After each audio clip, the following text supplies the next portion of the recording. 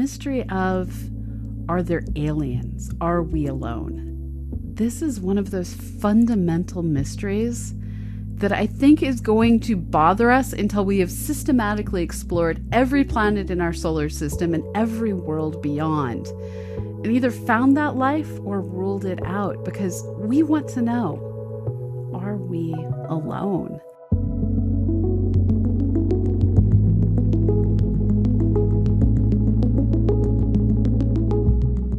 It was Fermi who first put it bluntly. Why, in a universe so full of stars, we didn't see, evidence that aliens had colonized the solar systems as readily as humanity has colonized every square scrap of land on this planet. And the fact that we don't see life, and we're finding now planet after planet after planet, raises the terrifying possibility that either life is extraordinarily rare or really good at killing itself off. How would the discovery of intelligent life change the way we view our position in the universe? We see in movie after movie after movie this transcendent moment where people have this, the universe is so much greater than we are, realization.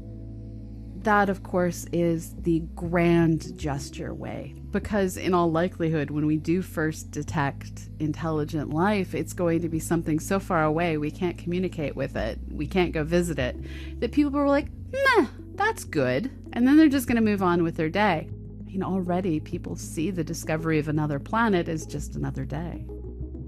What are the most exciting efforts going on right now in terms of hunting for any kind of extraterrestrial life?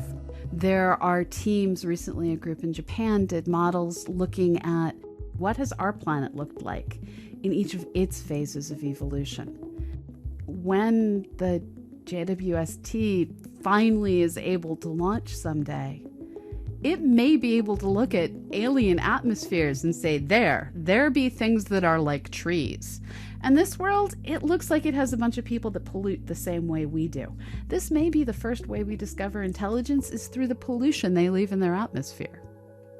Well, simultaneous to all this, of course, has been China's rise as a superpower. How has that affected the world's search for extraterrestrial life? They are systematically building space stations and looking forward to going to the moon, while on the ground they're building great new telescopes, including the single largest radio dish in the world. This is a facility that takes the idea of the Arecibo radio dish that we've seen in so many movies, whether it be Contact or James Bond, this giant dish in the mountains in Puerto Rico. They took that idea and scaled it up to truly magnificent sizes. And with this massive dish, what they've gained is the ability to listen in on even fainter signals. If it's the search for radio signals, though, China is so far out in the lead with that big dish they've built. I don't think any of us can catch up right now. Would it be sensible for maybe the two nations to be working together, or are we likely to see a two-horse race, not a million miles away perhaps from the space race a few decades ago? As is true of so much of science, the scientists desperately want to work together. And often there are people figuring out how to find backdoor ways to do work side by side that builds towards the same goal. There's currently federally invoked limitations here in the United States where we aren't allowed to share technologies, including a lot of software that we write, with our collaborators in China. These are what are referred to as ITAR regulations. As long as these governmental regulations restricting how funding can be shared, how technology can be shared are in place, we're going to be forced to work side by side, but not together.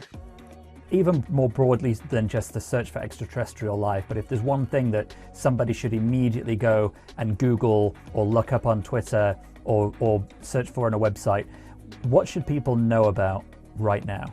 We're at this really curious time where we may or may not have our fundamental understanding of how our universe is evolving turned over on its head. Back in 1998, there were discoveries made that seemed to indicate that our universe is accelerating apart thanks to this entirely new thing that we don't know how to describe that we have labeled dark energy.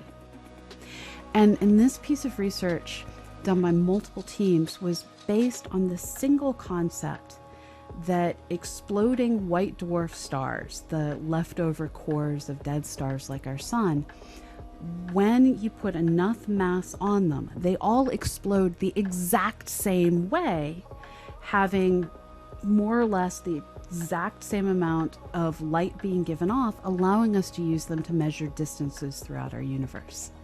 Well, we're now getting more and more hints that maybe that single underlying premise wasn't true. And that maybe this revolution we had in 98 that said, no, our universe is expanding apart, might get taken back.